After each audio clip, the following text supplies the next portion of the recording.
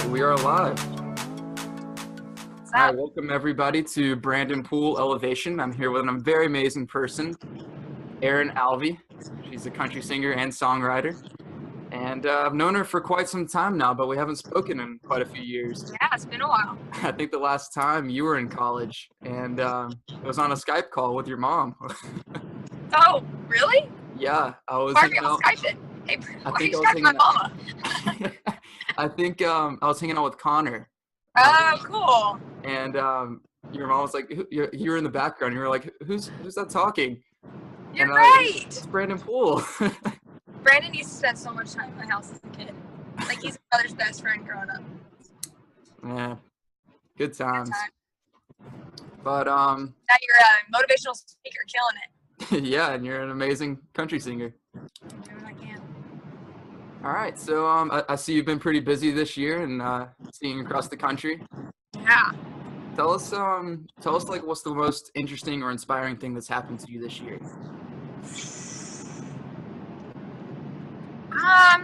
It's a hard question. I don't know. I think what I've been telling everyone like recently is like this career is kind of hard because you go from like you have a busy like couple weeks and then all of a sudden like you get a couple weeks where you don't have anything like really booked out as far as show. So I think what was cool for me is for the first time in my life, like I was booked out like 6 months in advance. Like I had absolutely no free time for like 6 months, and that's what I'm like in the middle of now. That's I'll like crazy. a day off here or two, like, but as far as every week I got a couple things going.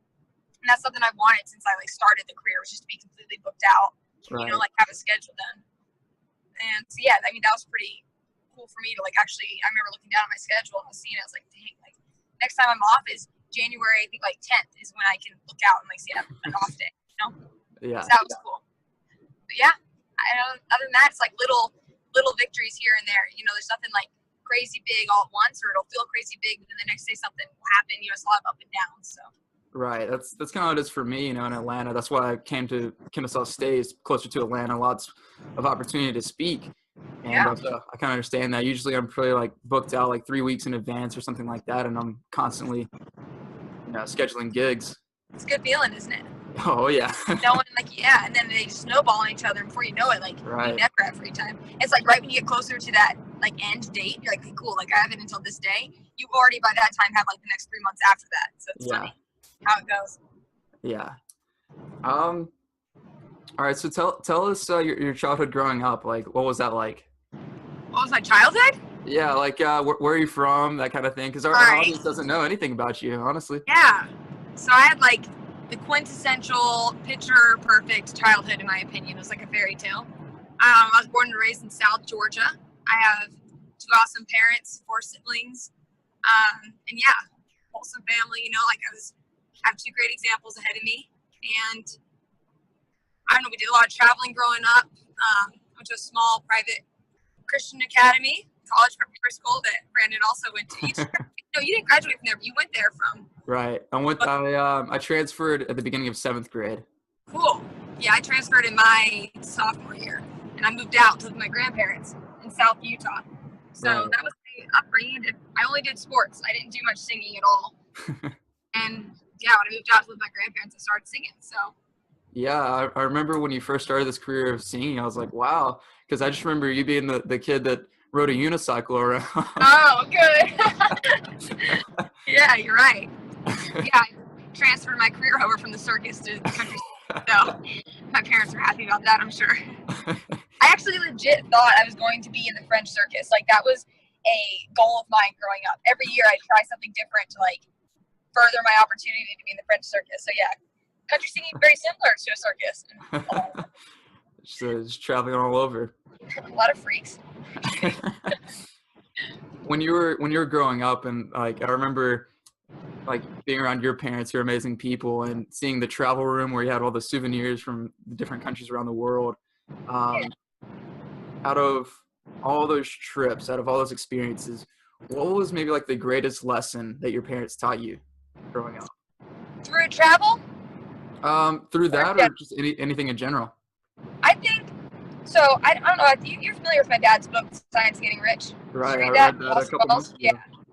So that book, honestly, like was my entire childhood in the sense where, like, my dad very much. He always told me to be magical.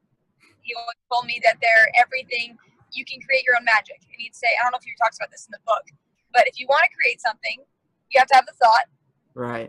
You put your thought into a word, you say the word, and you make it a reality. And that was something that was huge for me as a kid, because I remember anything I wanted, did not matter what. He's like, if you can think about it, which I was thinking, you can think it, you can do it. But it was like more specific than that. It's like, to create it, you got to think it, you got to put it down to words, and you got to make it happen. And if you can do that, then anything you want in this life. So I guess like nothing was unrealistic. And that was like the biggest thing my parents ever gave me, is that there's not one thing in this world that I couldn't do or couldn't be. Yeah, that's pretty awesome. My parents kind of taught me the same thing, but it was always just kind of an idea. And when I read his book, it was like, wow, like it was just plain written in words, the law of attraction, you know, right? But also the law of action. But look at you, that's gonna be impressed. You all about it, yeah. I'm hoping to have him on the show eventually. Just to I can hook you up with that. I would love that, honestly, because he just seems like the most interesting person in the world to me. Oh, like unreal. And he's one of those stories like that came. He didn't come from nothing, but in a sense, like he worked his butt off. He and my parents lived in a one-room apartment in Guadalajara, Mexico. Wow. And they lived there for a year, and that's where they started. Like that's where their story started, and ever since then, they just grew together, and grew into what they are. Right. Yeah. But I'm sure we'll get back to your dad, but this is all about you right now. Okay. All right. So one of your lessons that your dad taught you was be magical. You can achieve anything you want to. Just think about it, put in the work, and it'll happen. What about your mom? Oh, my mom's a saint. She's the most perfect person. The way I describe my mom is people are always like, your mom's so nice. They always say that, like the outside, like, oh, your mom's so bubbly and nice. But like, honestly, I think my mom is even nicer behind closed doors. Like people always expect them to be different, like in your actual home, like, oh, okay, well, they did their life. But like my mom has always been so nice. And that's something she's taught us every single day. Like just be nice to everybody, be nice to everybody. She doesn't gossip. She doesn't talk trash on anybody. Like she's just a good woman altogether. And that was like anything just leading by example is my mom, you know, like one of those silent just teachers. You watch what she does, you see how life treats her because of the way she treats life. And I don't know, I could get emotional talking about my parents. They're a good time. They're good people. Yeah, I remember growing up in your home, coming over, and your mom was just like one of the nicest people. Like I always just like felt at home there. She's well, yeah. You're always welcome at our house. You're like a little brother. So how have those lessons guided you to do what you're doing today? With the country singing. I think another thing, like I was talking about them leading by example, was having a moral compass. And like that was something that they had to teach me, but that's something that was on me. And my parents always they expounded on that. Like, listen, like we'll be there for you, but like it's up to you to decide not to compromise yourself. And they said the only reason why they promoted this career because they knew they're like, hey, Erin's not going to compromise herself no matter what happens, what opportunity comes. And this career in this industry, in the entertainment industry in general, is all about compromise in the worst way in a lot of senses. And I'm not talking bad on it. Like it's a beautiful industry. It's created a lot of awesome things, but it's scary. You know, you have a lot of things go on that you aren't ready for. And that's things that they can't protect me from, although they protect me from a lot and they have my entire life. Like at the end of the day, I'm going to have to make sure that I fall asleep at night proud of every decision I made, every word I said, you know, every action that I could go home and tell my parents everything I did that day and not feel ashamed. And that's something that back in my mind, I always knew I wanted to be able to live a life that they'd be proud of. And yeah, I think that's how it goes in the country singing. Right. It's like my parents, they always kind of like raised me, and I've always had this idea that it's almost like you're standing on their shoulders, and they don't have a clue like where you're gonna go, what you're gonna do with your life, but they've instilled values and morals within you, and trust that you'll do the right thing every single time. You know the quote, remember where you are and where you came from? Yeah. Remember who you are and where you came from. Yeah. That one was strong too. You know, like sometimes it's easy to get lost. You'll feel that in college. Like you are a very straight, narrow path, which I'm proud of you, but you do fall into like something will happen one day and you're like, dang, like I don't know, it's very easy to veer. So you gotta have your, you know, sights set, stay focused. Right. Have that the true north is what they say. Yeah, it's true. So going back to your dream of country singing and how you had the idea of becoming like part of the French circus and the unicycle thing. Like Yeah. where did this idea, where did this dream come from of singing?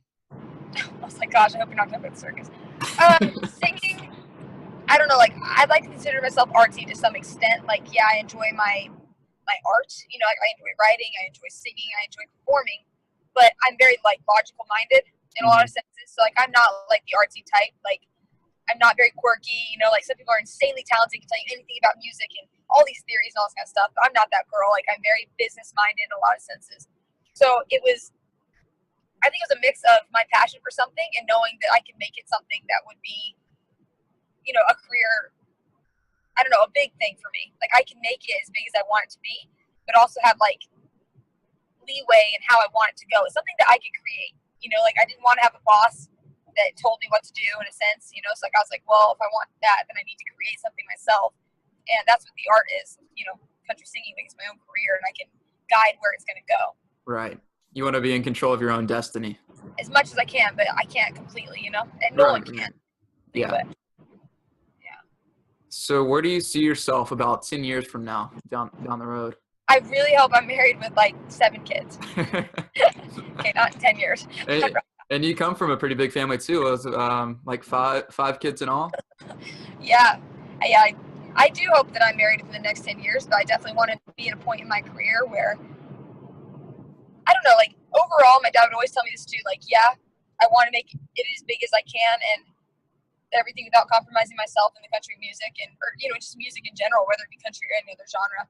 But at the end of the day, like, I still want to be a mom and I still want my kids to look up to me and not be like, oh, did you see mom take her clothes off in that music video? Like, I want to make sure, like, I could still, like, my husband is proud to have me on his arm, you know, so, like, that's something that's big for me. I don't want to trade being a mom for a career. Like, I'd rather end this career tomorrow if I knew that it was going to prevent me from being a mom and a wife one day. So that's still my end goal. But, you know, that doesn't mean I'm going to give up my career tomorrow because somebody walked in and, like, ring. You know, I still want to make sure I'm in a good place and I feel satisfied with my career before I, you know, become a mother and a wife, but I want that to be my priority in the end. So everything is centered around that. Right. Going back to your career, tell us about like your first big breakthrough. Oh, man. I don't know, because like, and this isn't to be like cocky about things, but like right now, like my breakthrough that I had 5 years ago, like a breakthrough right now would be like an everyday thing, which is like cool for me to be able to say. Like I can brag about that enough to, like, I'm proud of that, to say that something that could happen 5 years ago that I was so stoked about, would cry, get all emotional, excited about, it's something that's like happening day to day now. Like, okay, like you're opening for, you know, Rascal Flatts next week or Florida Georgia Line. Like in the past, it was like so cool. It's something, and it's still cool for me. It's still like awesome, but it's little mini breakthroughs change every single day. I think my first, like, I felt like was a big breakthrough was recording, like in the Rascal Flatts private studio. It was like my first big thing that ever happened to me, you know, and like people were seeing me as a professional country singer, and that was cool for me. Something that it went from, you know, pie in the sky, like, hey, I might like to be a country singer one day. And then all of a sudden I looked in the news and I was like known as a country singer. So that was cool for me. Yeah, that's awesome. I remember when I first started speaking, it was about 9 months after I got involved in Toastmasters, and I was asked to speak at this thing called Fields of Faith. It's like put on by cool. Yeah. athletes, and it was like roughly 1,000 people there. And I just remember, like, was that your first like big show, like your first talk? What'd you talk about? I was basically just sharing my testimony at the time about like how I was born and how, you know, like dreams are just possible, because like I'm a miracle baby, and like if a mom hadn't had that dream, then I wouldn't be here today. And then just going through that and how if you just go after what you want in life and you keep God first, then anything can happen for you. Yeah, I like that. So a lot of your stuff is religion based, yes or no? Yeah. That's cool. I like that. With my message, I can usually, you know, talk to the secular crowd and then also the church crowd. Cool. Are you non-denominational Christian? So I've always considered myself a follower of Christ, and I've been raised Southern Baptist. Okay. I've never really seen myself as a Southern Baptist. I've just always just seeing myself a follower of Christ. If you just keep like God it. first, if you believe that Jesus Christ is your Savior, then the rest of it doesn't honestly matter. I mean, it matters to an extent, but yeah, no, I know what you're saying. I respect that a lot. yeah. And we've we went to Southern Baptist Church, but we also went and checked out Connections, which is non-denominational. Yeah. So I mean, my parents have just always raised me to keep God first. Follow Christ. Yeah. Follow I dig Christ. it. I love that. Well, that's cool. It's cool you're sharing that message. Yeah. It's awesome. So segueing to back to the questions, what do you want to be remembered for? I know you said, as a country singer, but also more importantly, as a mom. Yeah. I don't know. I really hope that I can, and this sounds so simple and like almost like a throwaway answer, but I really hope I can just be remembered as a nice girl. Like overall, like no one can walk away and be like, she did anything against somebody. Like obviously you can't always be nice. Sometimes people aren't nice to you. But I hope that I can always be remembered as just being nice, like my mom. And I think that's something that my mom will always be known as, and that's something that I'd like to be known as. As simple as an answer as that is, as not goal-oriented as that is, that's what I would hope to be remembered as. Yeah, and there's absolutely nothing wrong with that. The world needs more nice people. Don't we need that? But, yeah. So now we're entering the lightning round, or the fun round. Oh, wow. All right. I'm nervous. Let's go. These are simple questions. What's a book that you would recommend to others to read and why? And this can be a book that you've read, or I know you're probably thinking about your dad's book. I would definitely say, yeah. Honestly, other than my dad's book, I would say like very, very cliche answers like The Secret or anything by Wayne Dyer. Like those are incredible. But I think my dad sums it up in that a Christian study of Wallace T. Wattle's Science Getting Rich. Right. I would highly recommend that to everybody. That will set your life on a sick path. I actually have it right here. Look at that. Look at that. It's my dad's book. Yeah. And that's somebody, who's tried and true. He's done everything in that book, and that's where he is today because of the way he's lived his life and the attitude he's had. There's something that, like a word that is in that book I think he talked about is enthusiasm. Did they talk about that in that book? He did. Enthused, means to have God within. Yeah, and, that's my absolute favorite word. Yeah, that blew my mind. I was like, whoa. Have with life. Yeah, that was just awesome. Like I've read tons of books over the past couple of years when I started getting involved in the self-development world. Yeah. And that book pretty much just tied in everything. And then, a lot of Christians think that wealth is a bad thing, that being wealthy, being rich is just this horrible thing, that the richest people in the world are just the meanest, most horrible people. But it goes to show you that, I like what he said in the book. It's a Christian's duty and obligation to become wealthy. Right. And he says in the book that money is a magnifier. That if you are a bad person, it'll make you worse. If you're a good person, it'll make you greater. And that was cool, and that's so true. And then how money is not the root of evil, it's the love of money. Right. Yeah. It's true. My favorite is in there it says, and Jesus said, "Show me the money." You see that part? And that's legit, out of the Bible. It's so funny. Yeah.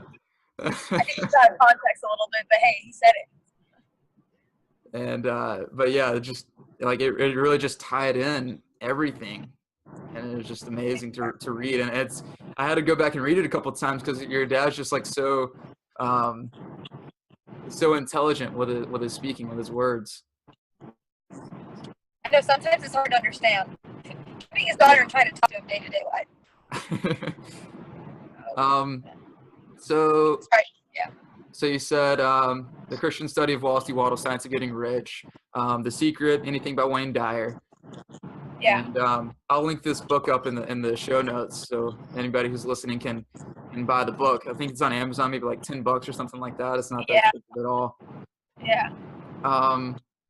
So next question, what's a daily habit that contributes to your success? Maybe it's making your bed or waking up and praying. Oh boy, that's not it. I wish I could talk about morning. We were actually talking about this recently. Is that he was telling me that he had something written on his mirror that he said every single day, and I was like, that's cool.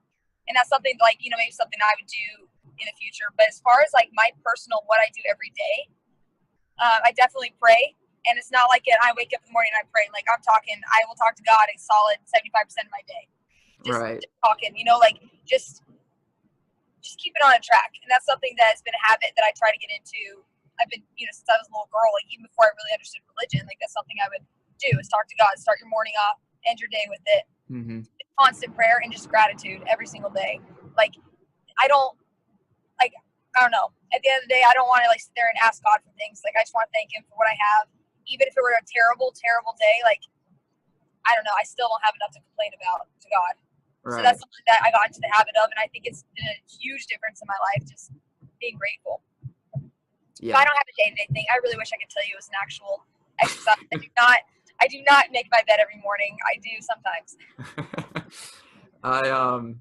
I've talked to quite a few people about what their habits are for success, and gratitude is one of them, and it's one of mine as well.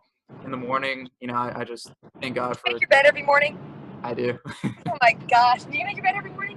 Oh my gosh! You two are gonna be more successful than I am. But like in the morning, I'll just thank God for everything that I have, everything that's coming into my life, and then also at the end of the day, I'll usually try to write about a page of just everything I'm grateful for. And sometimes I don't do that. Awesome. I'm not perfect, but yeah, that like I just sleep better when I do that, and so like most of the people I talk to also, it just helps them tremendously. That's awesome. That's a really good idea. Maybe I'll start doing that and making my bed.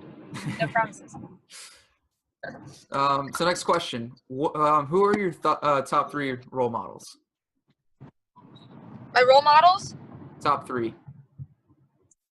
My top 3. Oh, shoot. Obviously, mom and dad. Right.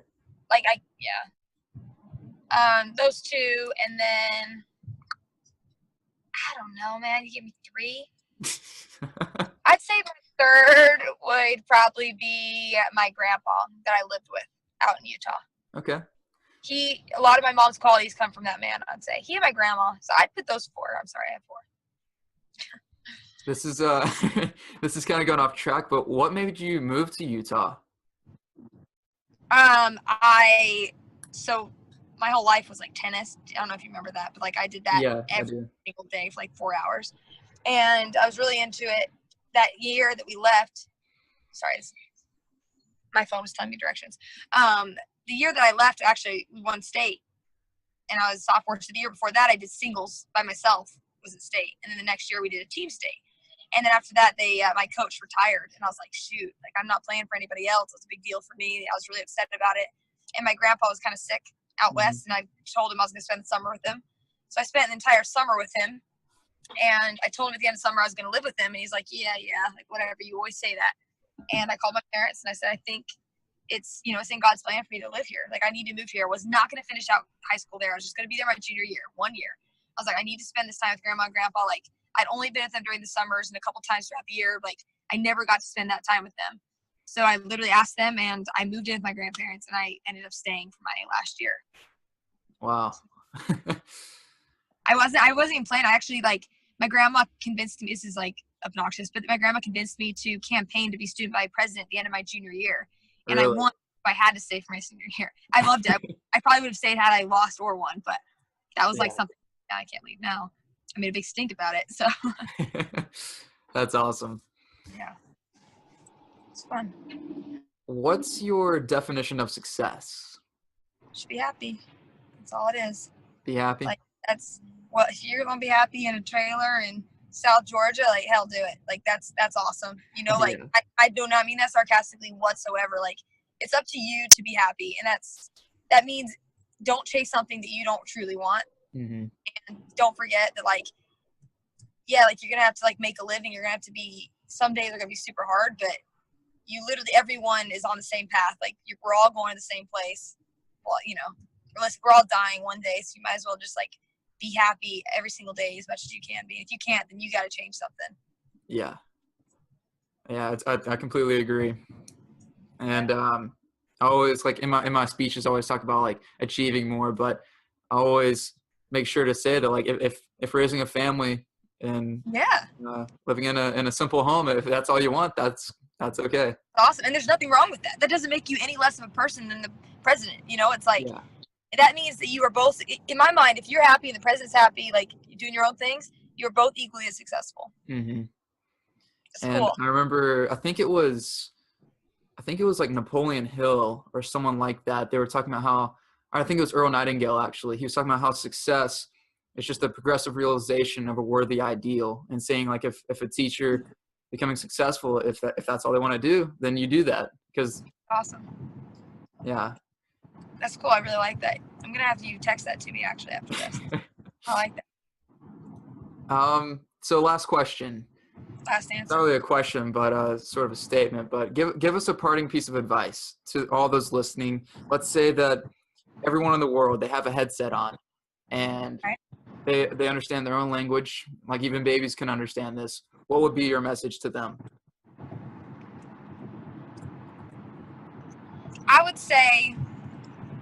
I'd say step away from what other people say is like realistic. Like that's my least favorite word, because like honestly, that was something that people would always say, like, okay, like what's your backup plan, or like what, let's be realistic or something like that. Right. I think that is the absolute biggest mistake, is if you start putting that into your language. Like what is, reality? Like that's what he talks about in the book too. If you can think it, if you can say it, and you can make it happen, then it's already a reality. So I think just step away from that word in general, and make your own reality, whatever you want it to be. Yeah, I remember during, I think it was Ivanka Trump. She was talking about her growing up. She's my girl. And when she was growing up, she was talking about what her father would always tell her, and Right. he would always tell her, if you're going to be thinking anyway, you might as well be thinking big. Right. I like that. I like that a lot. And it's true, and I know it's cliche to say, but like you really do only have one life. Like we're here one time. And if anyone's going to do it, why can't you? Like if anyone can be crazy successful or make a ton of money or be super famous or be super known for something, or not even fame, like be anything they want to be, then why can't you do it?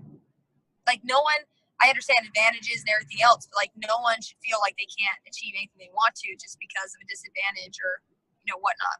Right. And especially in today's age, I mean, you can literally do anything you want to. Yeah. Like it's crazy. It's true. Stay true to yourself and everything will work out. Right. I like that. So we're pretty much finished here, but how can we connect with you? I know there's Instagram, Twitter. I'll probably link those up. Tinder. Tinder.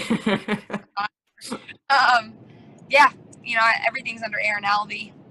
Okay. So Awesome. I'm on medias. Well, I just want to take a moment to acknowledge you. Thank you for who you are, for being an amazing human being, for going after what you were born to do, for setting an example for other people, for making your parents proud. Just thank you for the value add to the world through your craft, through your singing. And likewise, I'm proud of you. Everything you're doing is awesome, so keep it up. Thank you. All right. Thank you. All right.